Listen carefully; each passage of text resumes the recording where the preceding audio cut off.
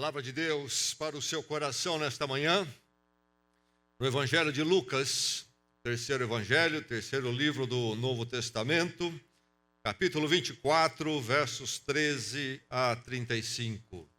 Lucas 24 é a nossa leitura nesta manhã. Vamos ler o trecho conhecido como Caminho de Emaús, um trecho, uma história, uma narrativa muito tocante, interessante, mas acima de tudo muito instruidora para a nossa fé. Lucas capítulo 24. Fé desiludida. Fé desiludida. Lucas capítulo 24, 13 a 35. Vamos ouvir a palavra de Deus, vamos receber e que ela faça uma obra em cada coração aqui nesta manhã.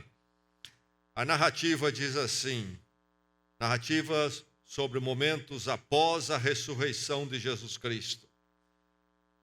Lucas 24, 13. Naquele mesmo dia, 2 deles estavam indo para um povoado chamado Emaús, a 11 quilômetros de Jerusalém. No caminho, conversavam a respeito de tudo o que havia acontecido. Enquanto conversavam e discutiam, o próprio Jesus se aproximou e começou a caminhar com eles. Mas os olhos deles foram impedidos de reconhecê-lo. Ele lhes perguntou: sobre o que vocês estão discutindo enquanto caminham? Eles pararam com os rostos entristecidos. Um deles, chamado Cleopas, perguntou-lhe: você é o único visitante em Jerusalém que não sabe das coisas que ali aconteceram nestes dias? Que coisas? Perguntou ele. O que aconteceu com Jesus de Nazaré? Responderam eles. Ele era um profeta, poderoso em palavras e em obras diante de Deus e de todo o povo. Os chefes dos sacerdotes e nossas autoridades o entregaram para ser condenado à morte e o crucificaram.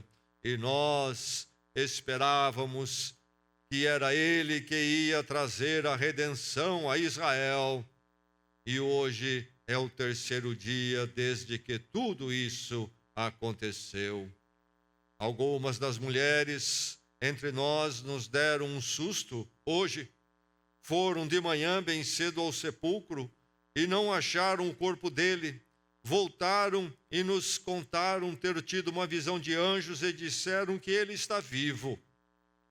Alguns dos nossos companheiros foram ao sepulcro e encontraram tudo exatamente como as mulheres tinham dito, mas não o viram.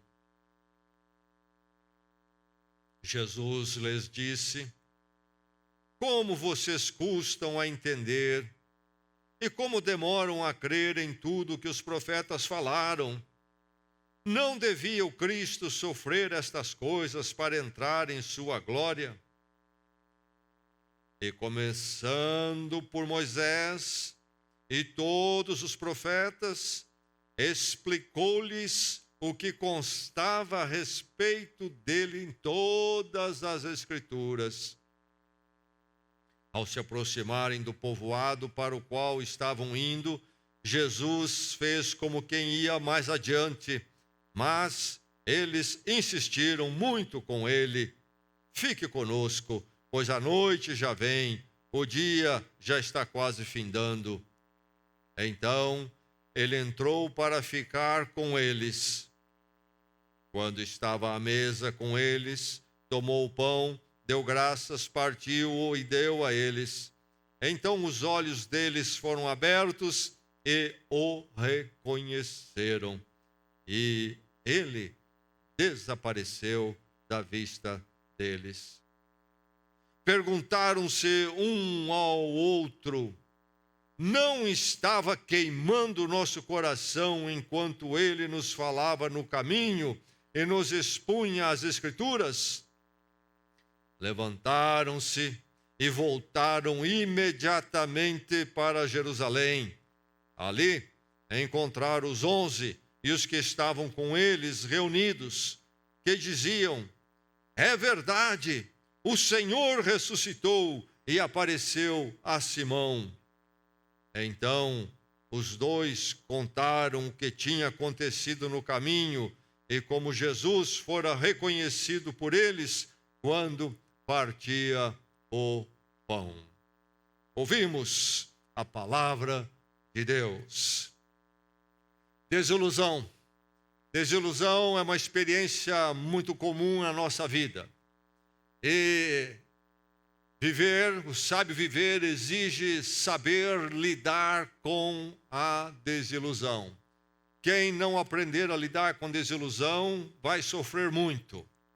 E a vida se tornará bem complicada, porque desilusões são comuns, e se não são resolvidas, não são lidadas, então temos consequências em nossa estrutura emocional, existencial. Aqui nesse texto nós lemos uma situação, ou sobre uma situação de desilusão. Desilusão da fé, que é a mais grave das desilusões que podemos ter. Desilusão da fé é a mais grave das desilusões que possamos ter. É preciso saber lidar com a desilusão da fé. Lide com a desilusão da fé. Você sabe lidar? Isso é crucial, é importante para a sua caminhada sábia e firme no Evangelho, na vida com Deus neste mundo. Lide com a desilusão da fé. Desilusão é frustração possível. É uma experiência possível para o crente. A desilusão da fé é frustração possível. Não é algo impossível que nunca vai acontecer. Pelo contrário, é muito possível. E até mais possível do que gostaríamos que fosse. Aqui está essa história, essa narrativa. Jesus havia sido crucificado. E já tinha se passado o terceiro dia, ele tinha ressuscitado, mas os seus seguidores, seus discípulos, ainda estavam tentando entender e não tinham apreendido bem ainda a verdade da ressurreição, e ainda a coisa estava borbulhando entre eles. Havia uma mistura de notícia de que ele ressuscitou, e havia ao mesmo tempo um sentimento de desilusão porque ele morreu. E aí, então, nós temos o caso em particular desses dois caminhando em rumo a Emaús. Um deles é chamado Cleopas, inclusive muitos inferem que se tratava de um casal, marido e mulher, mas sabemos o nome de um deles apenas, mas dois deles caminhavam. E eles, ao serem interpelados por Jesus, que eles não reconheceram, e aí um mistério, mas aconteceu. Eles dizem para Jesus Cristo, quando Jesus pergunta a eles: o que é que vocês estão conversando? O que é que se passou em Jerusalém sobre o qual vocês falam aqui? E eles disseram: olha, você não ouviu falar de Jesus, aquele que era um profeta poderoso em obras, e nós esperávamos que ele traria redenção. Para eles, Jesus tinha morrido, crucificado, e a conversa sobre Jesus ter ressuscitado, eles ouviram alguma coisa entre os seus companheiros de fé, mas isto não tinha ainda ficado claro para eles, eles não criam nisto, e então eles estavam ainda num ponto bem grave de desilusão. Nós esperávamos que ele traria redenção, nós esperávamos que agora então o reino de Deus haveria de chegar, e o reino de Deus sobre o povo de Deus, Israel, sobre nós, sobre o mundo, e tudo estaria resolvido a partir deste grande profeta, poderoso em obras, mas ele foi crucificado. Nós esperávamos que traria a redenção. A desilusão está neles, a desilusão bateu forte no coração dele. Crentes são suscetíveis a momentos como este, desilusão na fé. E isto acontece porque nós temos a nossa fraqueza de fé. Mas o impacto, quando isso acontece, é tremendo, é profundo. É preciso saber lidar com isso. E temos que começar lembrando que nós somos vulneráveis a estas desilusões. E ela vem sobre nós, a desilusão da fé, em muitos aspectos particulares da nossa vida. Aqui estão eles diante do fato de que Cristo morreu. E então parece que tudo acabou. Mas esta mesma experiência bate em nós como crentes, nas experiências da vida, nos embates da vida, quando as coisas não vão como nós queremos, e nós ficamos então aí, ficamos avariados, somos sacudidos da nossa fé, e há um sentimento de desilusão. Deus não interviu, Deus não fez. Negócios frustrados, desilusão.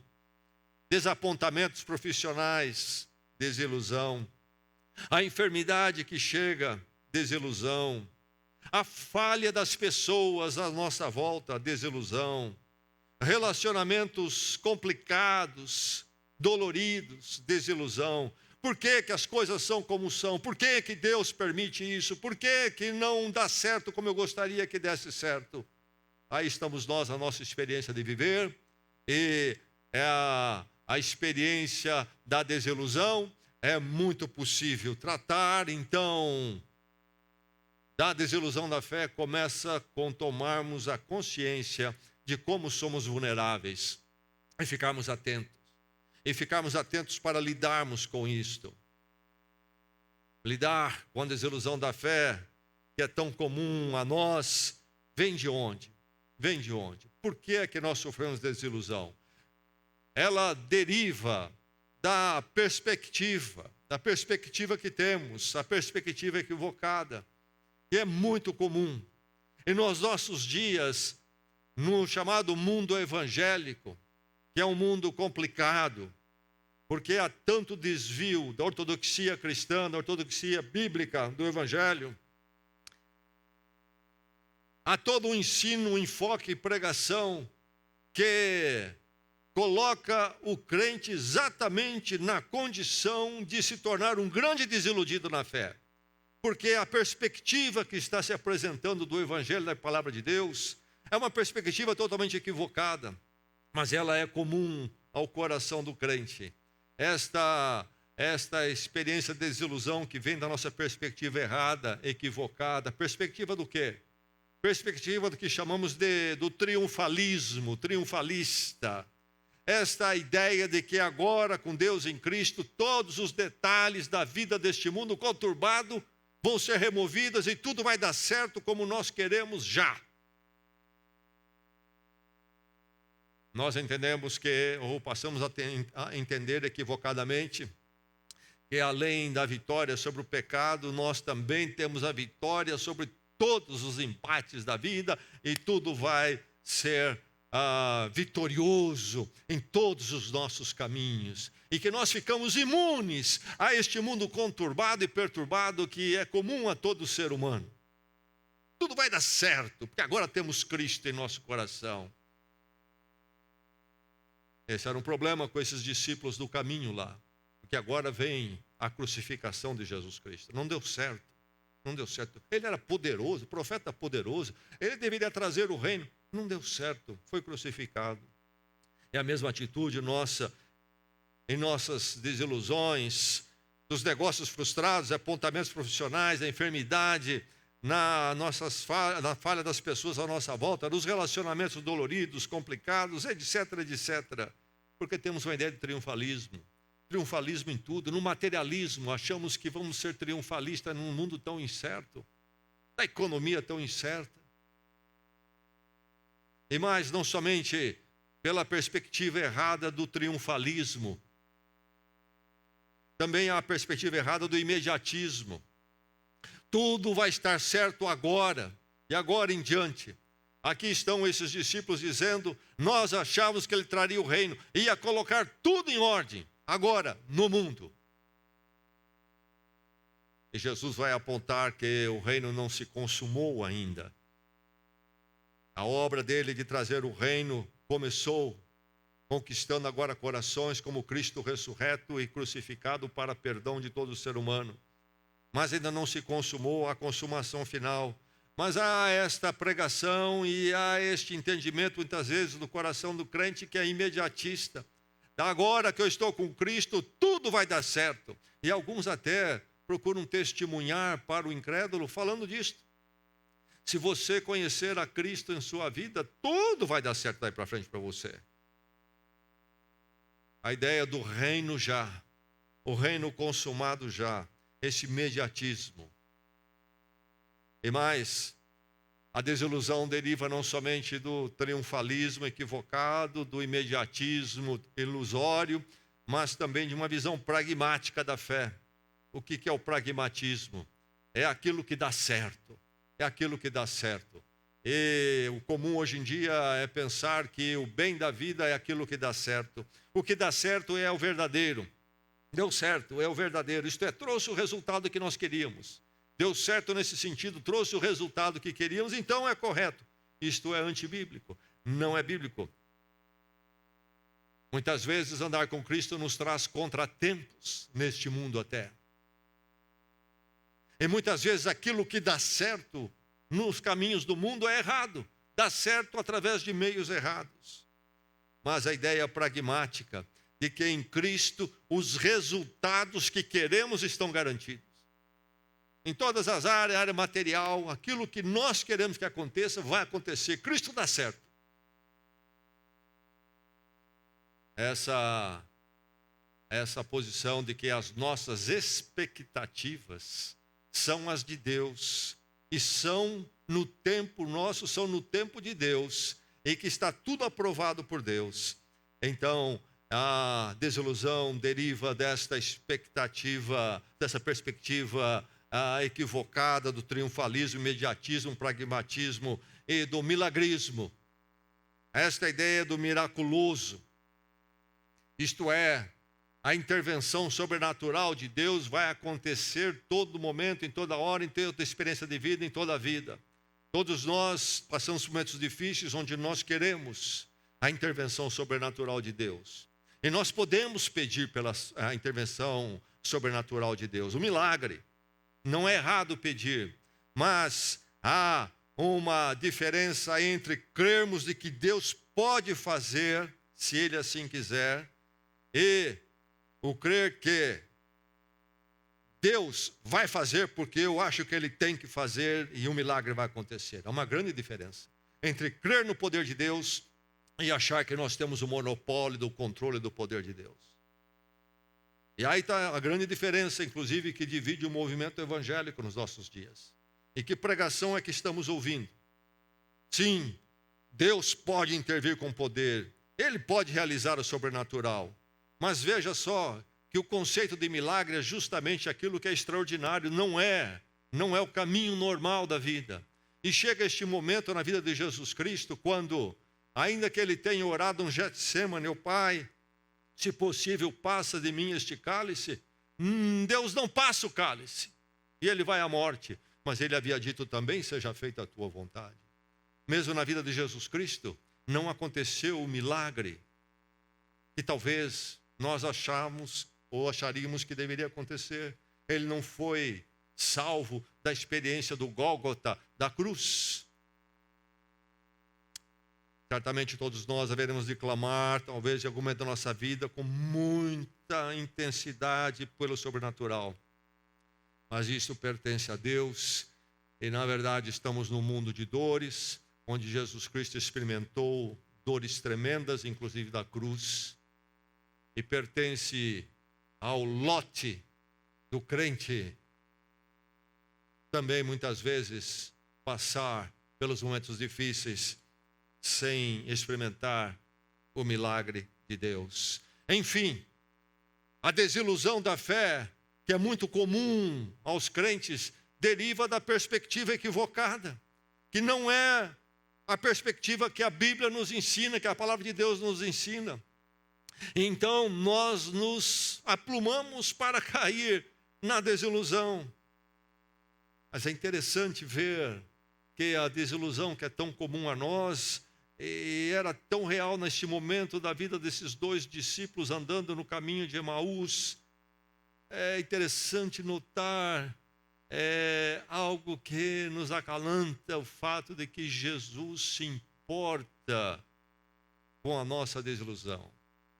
A desilusão da fé, quando acontece em nós, importa para Cristo. Lá estão esses dois caminhando, 11 quilômetros, conversando, coração cheio de pesar, desapontamento, desilusão. E de repente o Senhor se aproxima deles. O Senhor vai ao encontro deles. O Senhor poderia se ocupar com tantas coisas naqueles momentos, mas Ele toma tempo para ir e andar com eles naquela estrada, certamente empoeirada, naquele caminho longo, para ouvir, para estar com eles. O Senhor sabe do peso que está no coração deles. O Senhor conhece a desilusão que tomou conta do íntimo deles. Por isso Ele se aproxima deles. Por isso Ele vai ao encontro. O Senhor vem, chega próximo, chega perto, chega muito perto. Ele se importa com o estado de desilusão que tomou conta deles. Jesus Cristo se solidariza, se identifica tanto com eles, vem para realmente estar muito próximo da experiência da luta humana, que Jesus Cristo, inclusive, age como um deles. Jesus caminha os quilômetros com eles. Jesus não os abandona no meio do caminho, mas vai com eles passo a passo, sentindo como eles o drama daquele caminho longo, um caminho dolorido. Fisicamente, sim. Geograficamente, sim. Mas emocionalmente, espiritualmente, mais dolorido e longo ainda. Jesus caminha com eles. Jesus se importa. Jesus sabe da nossa carência e necessidade nesta hora da desilusão. E Jesus ouve o drama deles. O que vocês estão conversando? Pergunta ele. Sobre o que vocês discutem? Jesus quer ouvir. E eles contam para eles, dão toda a versão que eles têm. Eles derramam, abrem o coração diante de Jesus Cristo sobre a sua desilusão, a tristeza que vem sobre eles, a frustração que vem sobre eles. Grande era a expectativa, não foi como nós queríamos. Jesus ouve, Jesus não interrompe, inclusive.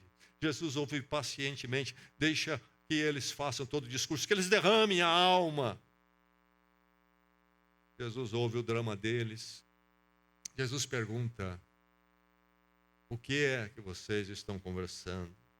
Jesus se importa.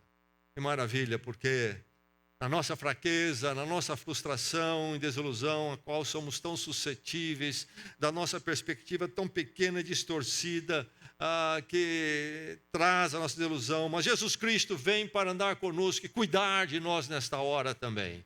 E não nos abandonar na nossa pequenez que nos leva à desilusão. Mas como é que Jesus trata então com eles? Uma vez que todo o problema é colocado diante deles, de forma aberta, eles colocam para Jesus Cristo qual é a desilusão deles. Como é que Jesus Cristo vai tratar? Lidar com a desilusão é tratar pela palavra. A desilusão é tratada pela palavra. Chama atenção aqui.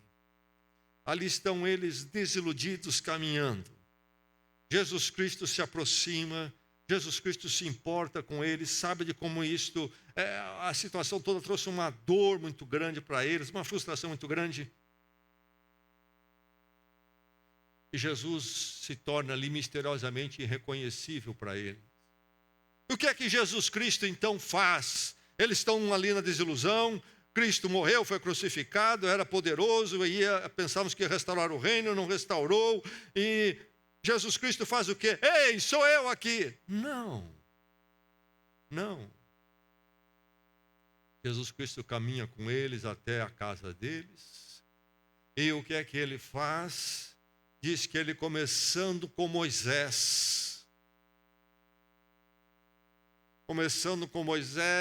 passando pelos profetas, ele ensina a eles, ou faz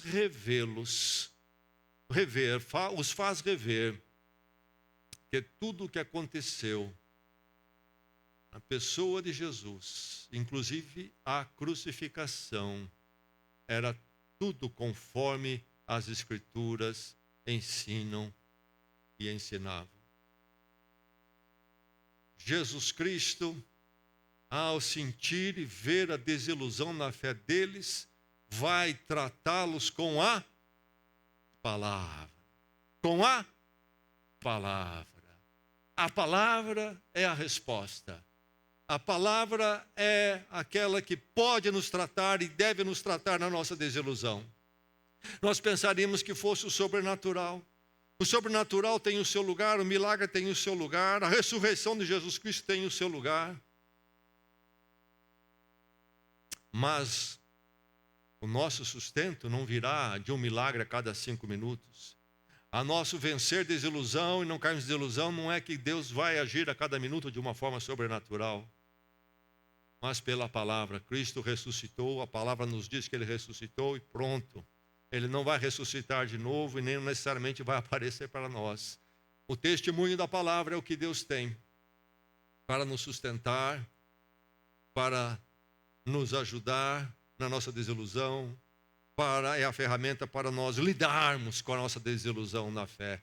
É tratada com a palavra. Eu gostaria muito de ter estado no caminho de Emaús. Sabe por quê? Porque eu queria sentar ali à mesa e poder ouvir Jesus Cristo discorrer sobre o Velho Testamento, Moisés e profetas, e como que ele mostrava em tudo isto, como que ele argumentava que tudo o que aconteceu era segundo o plano de Deus. Que aula, que celebra a palavra foi aquela. Que curso. É tratada com a palavra. Meu irmão, nunca se esqueça da palavra. Lembre-se disto.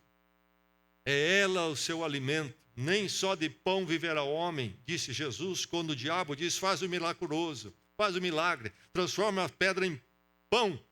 Jesus diz, nem só de pão viverá o homem, mas de toda a palavra que sai da boca de Deus. Nós haveremos de ser sustentados pela palavra, meu irmão. É este o plano de Deus. A própria palavra nos remete à palavra tantas vezes.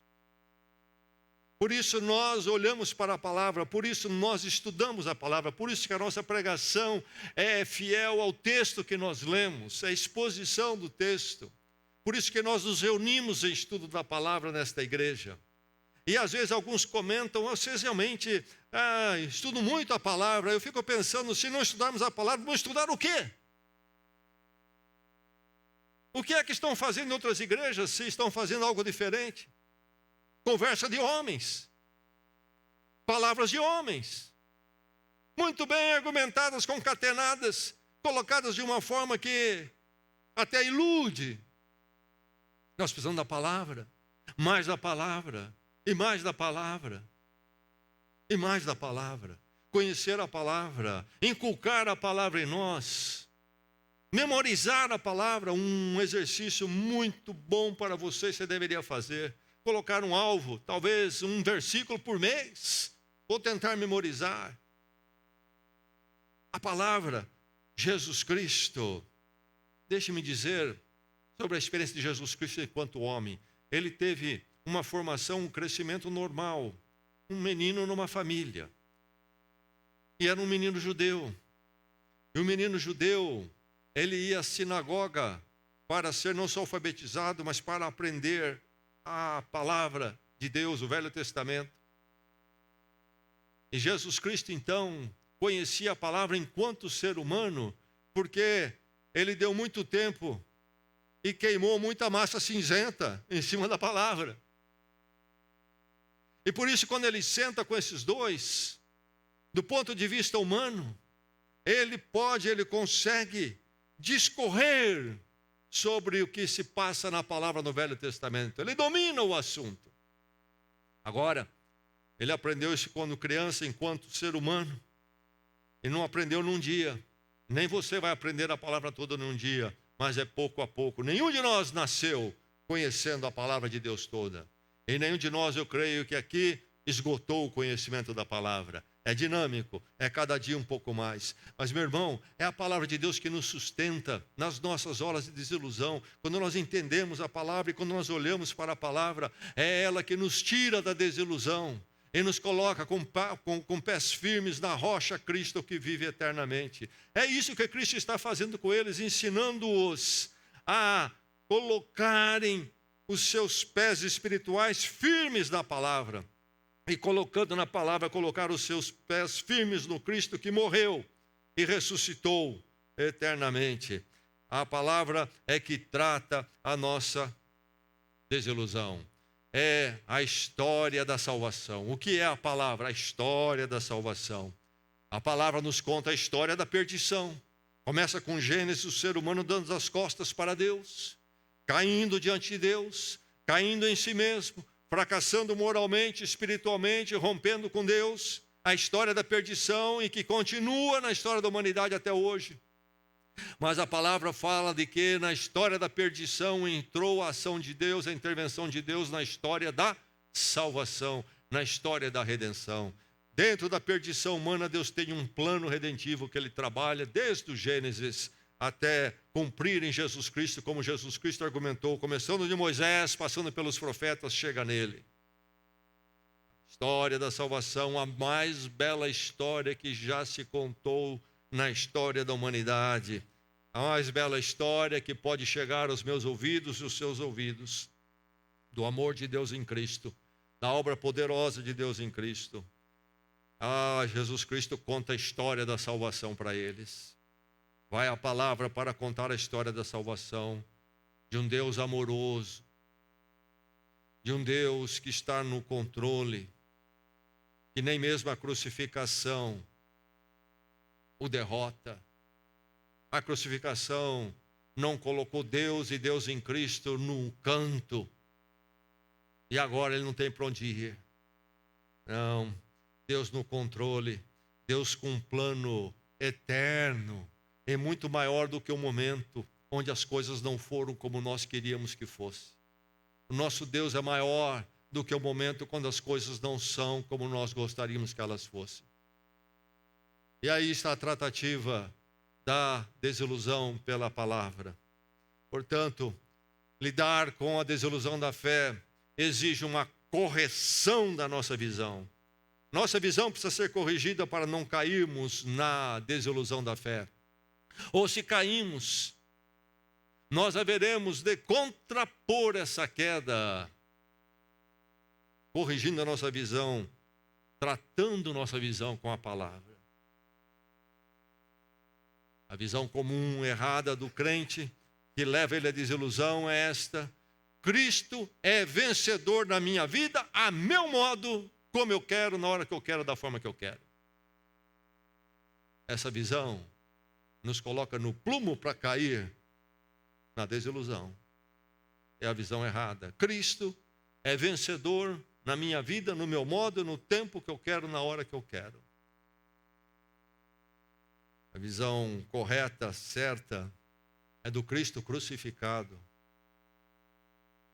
mas que vence a morte e tem um plano e um poder maior do que o meu momento.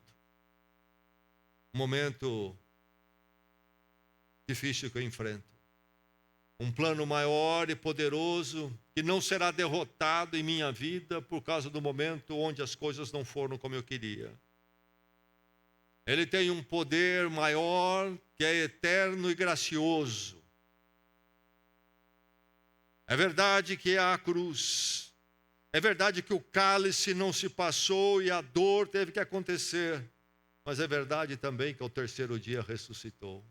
É verdade que nós atravessamos no mundo de frustrações, desilusões, as coisas não são confortáveis e como nós gostaríamos que fosse. Mas nada disso é a última palavra em nossas vidas. Porque se ressuscitou ao terceiro dia, Deus tem ainda a nossa história em suas mãos e haverá de escrever tudo novamente um dia de forma gloriosa. Lide com a desilusão da fé. A prevenção é corrigir a visão, tratando com a palavra, conhecendo a palavra. Esse é o tratamento e essa é a forma de prevenir. A visão bíblica, meu irmão, é o seguinte: tem a cruz e tem a ressurreição. A visão bíblica para a minha vida é sua esta. Neste mundo, tem a cruz na minha vida e na sua. Tem aquilo que frustra, não é como nós queríamos, e pelo contrário, vem o pior, vem o difícil. Mas há também aquilo que haverá de prevalecer e será eternamente, que é a nossa vida com Deus no seu reino hoje e para sempre. Há o realismo do mundo na ensino da Escritura. Não se esqueça, as Escrituras nos ensinam o realismo do mundo, que nos frustra realmente. Tantos contratempos, mas que também nos ensina o que? A esperança eterna no poder de Deus em Cristo. Visão corrigida, visão corrigida. Lide com a desilusão da fé. Nada mais maravilhoso do que caminhar neste mundo em dores, contratempos, como todo mundo caminha, não é verdade? Sim, sim. Dores e contratempos na vida do crente, não porque ele andou fora da vontade de Deus. Quantas vezes trazemos a nossas vidas contratempos e dores porque nós não obedecemos à vontade de Deus. E o mundo aí fora experimenta isso a grosso modo. Não deve ser a minha experiência sua. E se acontecer, precisamos nos arrepender e confessar e abandonar esse caminho. Mas, meu irmão, mesmo andando com Deus, como Cristo andou e enfrentou a cruz, mesmo andando com Deus, este é um mundo que ainda não está com o reino consumado. É um mundo onde as coisas estão em desordem, estão conturbadas e nós sofremos.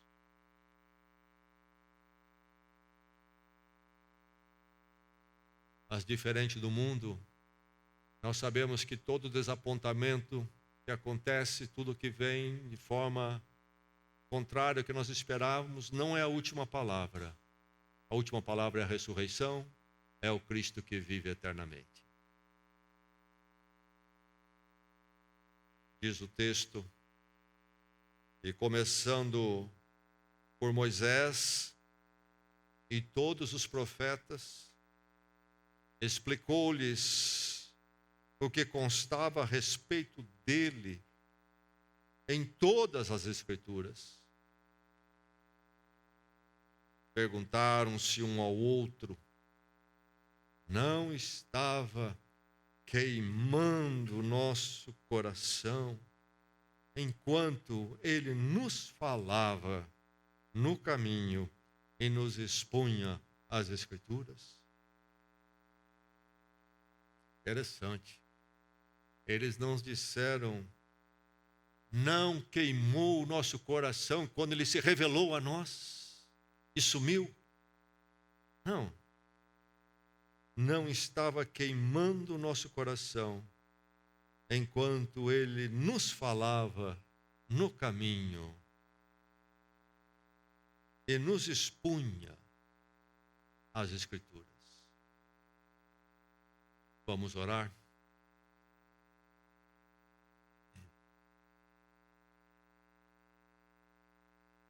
Louvado seja o teu nome, Senhor, porque este mundo tenebroso, incerto, desarrumado, não tem a última palavra sobre nossas vidas. Louvado seja o teu nome, porque o Senhor é vencedor em Cristo por nós, sobre toda a desordem deste mundo, inclusive a maior delas, que é a morte. Louvado seja o teu nome, Senhor, pela tua obra em Cristo por nós. Pela obra da cruz, Cristo morreu pelo pecador arrependido, e reconcilia e justifica diante de ti eternamente. Louvado seja o teu nome pelo Cristo que do túmulo saiu para todo sempre reinar. Senhor, rearranja a nossa perspectiva. Ensina-nos a viver no mundo conturbado, incerto, desapontador. Ensina-nos a viver no poder, na alegria, na paz e na esperança do Cristo que vive para sempre. Que nós não vivamos como os outros, longe de ti neste mundo, na pobreza espiritual deles, mas que a riqueza da verdade de que somos teus para todos sempre e tu vives para sempre. Seja o nosso alento, seja a direção do nosso coração, da nossa alma, enquanto caminhamos para este mundo. Louvado seja o teu nome. Gratidão, Senhor, total a ti, porque o Senhor se voltou para nós em Cristo de forma tão gloriosa e maravilhosa. É no nome dele que nós oramos. Amém. Amém.